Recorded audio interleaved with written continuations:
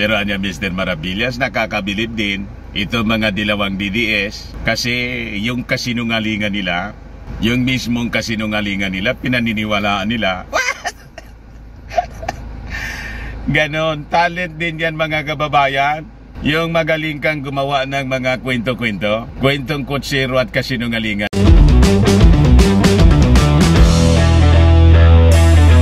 Good news muli mga kababayan. Ano anya yan Mr. Maravillas? Baka mabad trip naman yan yung mga dilawang DDS.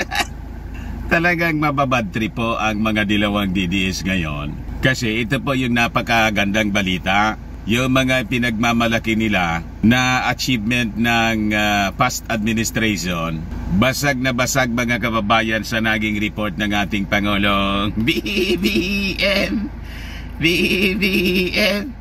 Anoan niya yan, Mr. Maravillas? O, ito po ang news release ng Presidential Communications Office. Di ba napakagandang balita ito? Sabi dyan, yung ating gobyerno made significant progress in fighting illegal drugs at grassroots level.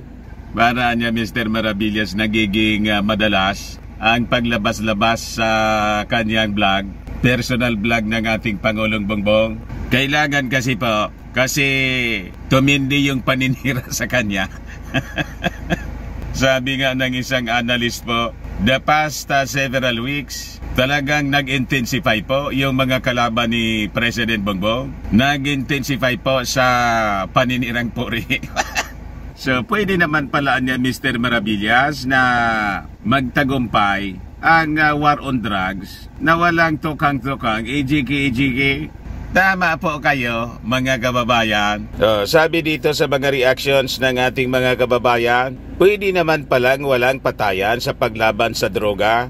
Pwede naman po. At napakarami nga mga kababayan na mga members ng Philippine National Police ang inireport ng ating Pangulong Bongbong Marcos na nakasuhan ng ating gobyerno, ng ating mga authorities. O yan po ang sabi mismo ng ating Pangulong Bongbong. 177 police officers charged with drug-related offenses in NCR alone. And DOJ pursuing 151,000 plus court cases po.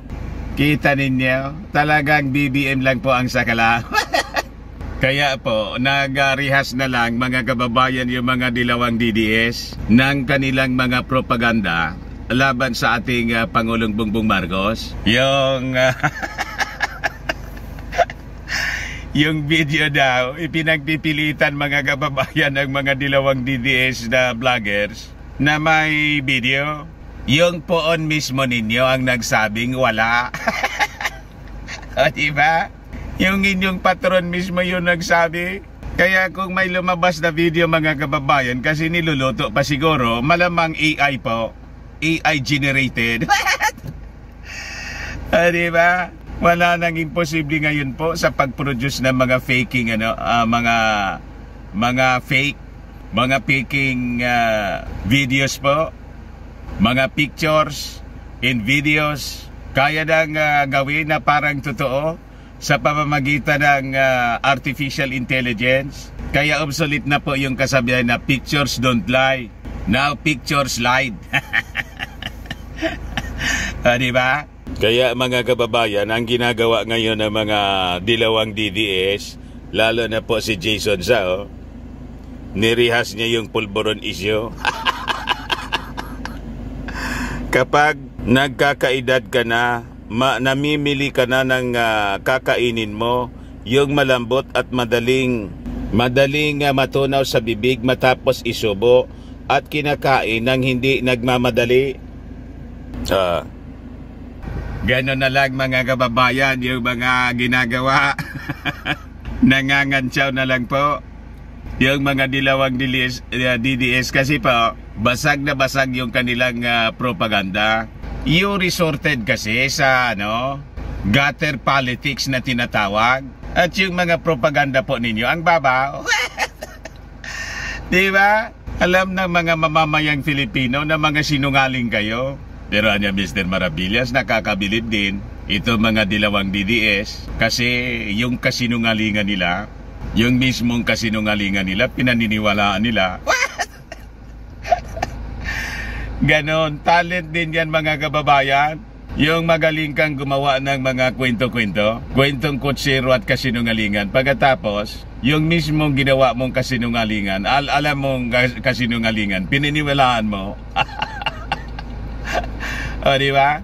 But before ko mga kababayan ibigay sa inyo yung full story, click subscribe muna dito sa ating YouTube channel para labanan po natin yung fake news ng mga dilawang DDS. Yun ang ating pakiusap sa mga Marcos loyalist. Huwag po tayong patatalo sa mga black propaganda nitong mga kalaban ng gobyerno, mga anti-Marcos forces. Lagi ninyong isishare, isasubscribe sa yung ating mga videos po at mga channels po natin dito sa YouTube. Ayos pa? At saka pala, wag na rin po ninyo na skip yung ating mga commercial ads para tuloy-tuloy lang ang pag-unlad ng bagong Pilipinas. Sa mga naghahanap pala ng malinis and spacious fitness gym, punta lang po kayo sa aming Colossal Fitness Gym. We also offer Grab car rental with our brand new 2023 model ng Toyota Innova. So ito po mga kababayan yung aming car rental. Brand new Innova. We also accept booking for those who are planning to travel via PAL, Cebu Pacific and other airline companies, local and international, and bills payment for Meralco bills, PLDT, etc. So kahit saan po kayo gustong pumunta, pwede kayong magpabook all throughout the world para makatipid po kayo, makamura kayo. Pati sa mga hotel, nagbo-book po kami dito. May Paymaya po kami, may Bayad Center din. Doon na mismo mga kababayan sa aming Colossal Fitness Gym ang office. Ang Colossal Fitness Gym is located at 3rd floor, Security Bank Building, Lanco Business Park, Legazpi City, Albay. For inquiries, contact Jilon Maravillas. Number niya 0966-802-0949. Lagi na matao din dito po mga kababayan. Ayos pa? Ayos na Mr. Maravillas. So balik tayo mga kababayan dito sa ating topic. So pwede pala na walang tukang-tukang, walang EGK. Kaya sabi nga natin, kung nasadlak sa problema si Maudigs, dahil po sa kanyang kagagawan, wala man dapat sisihin po, kundi yung kanyang sarili. Kung pumasok dito yung ICC, siya man lang po yung dapat nasisihin. Kayaan niya siguro Mr. Maravillas tumiklop yung pakpak ni ni Maudigs, nagbait-baitan. May kailangan kasi sa ating Pangulong Bongbong Marcos na feel niya yung pagiging strong leader ng ating Pangulo. Gusto na niyang makipag-usap at naglangis-langis. Wala man daw kinalaman yung Pangulo sa ICC. Pati si Harimau, yung kanyang dating spokesman po, nilaglag.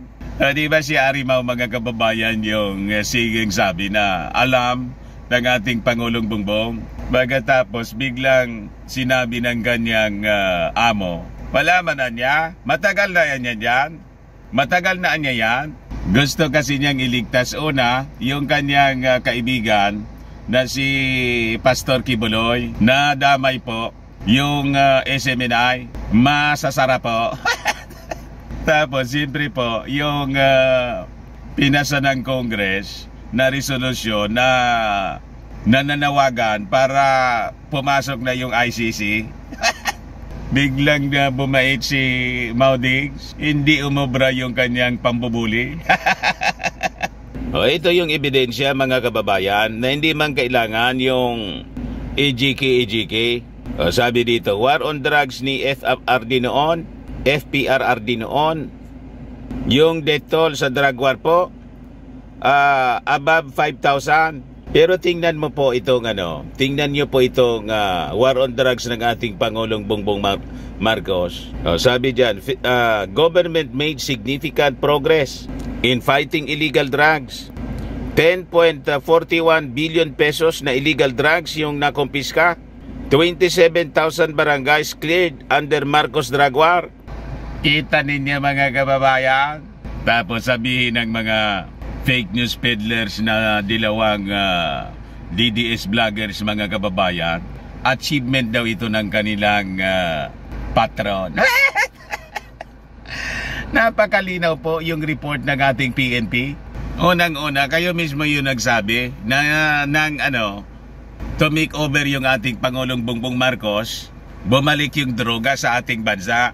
Diba? O ngayon, nag-implement ng kanyang war on drugs yung ating administrasyon. So ito na ngayon yung accomplishment report. Tapos sasabihin ninyo, accomplishment pa ito ni Maudigs. So sabi dito sa balita ng Presidential Communications Office, na i-report ng PNP na we have successfully confiscated an estimated 10.4 billion pesos worth of illegal drugs in 2023. O ibig sabihin ninyo, ngayong 2023, achievement pa ito ni Maudigs? Siya pa ba yung Pangulo? Diba? In clearing large number of barangays of drug influence, masasabi natin na 27,968 na mga barangay ang naideklara na drug cleared, sabi ng ating Pangulong Bongbong. Mismo na yung ating Pangulong Bongbong yung direktang nagre-report po sa ating mga mamamayang Filipino. Marcos said in a video message as he reported the government anti-illegal drugs campaign.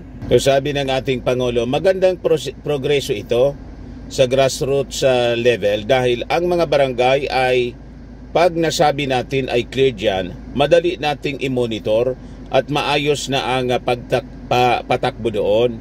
Siyempre yan, lagi rin nating tinitingnan yung rehab, yung prevention na hindi na pumasok yung mga kababayan natin sa masasamang ugali tungkol dito sa drugs, at kung sino man ang nasubo na ay bibigyan natin ng tulong sa pamamagitan ng mga rehabilitation center.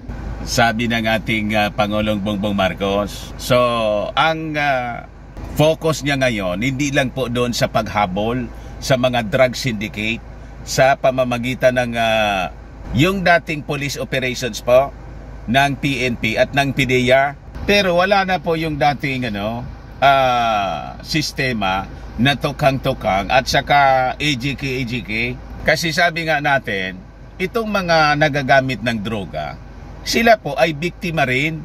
So, nag-focus din ang ating administrasyon sa rehabilitation ng mga nalulung po sa ipinagbabawal na gamot. Ganon. So sabi rito, the national government has made inroads in addressing illegal drugs at the local level in work with 50 provinces, 1,160 municipalities, and 30 cities in implementing the Anti-Drug Abuse Council.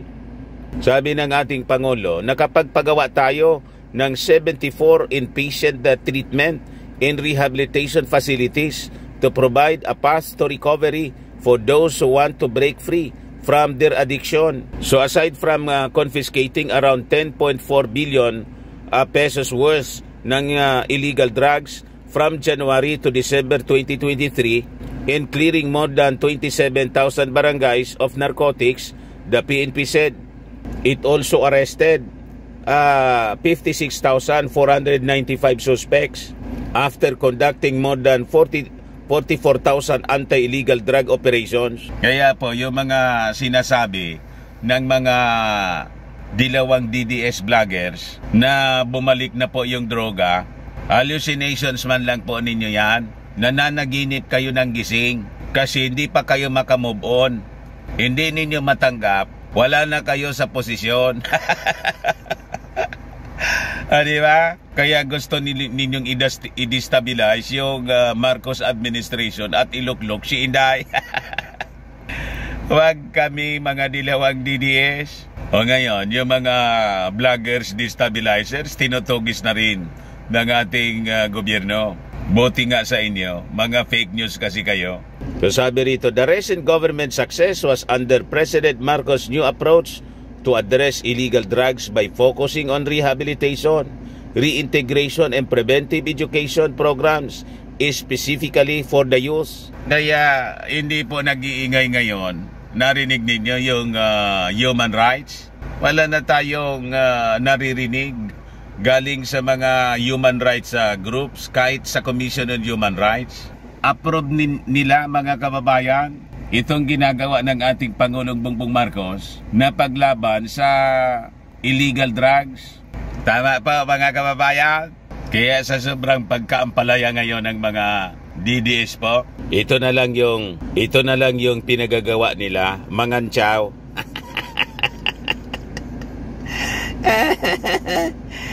Kumakain ng pulburon.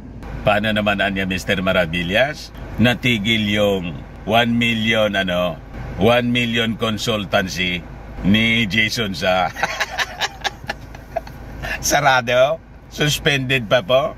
Tigil mo na yung operation. Italo pa sila dun sa yung appeal nila sa Court of Appeals. Talo yung SMNI. Ayan man lang po mga kababayan. Ako po si Dante Maravillas. Bye-bye. God bless.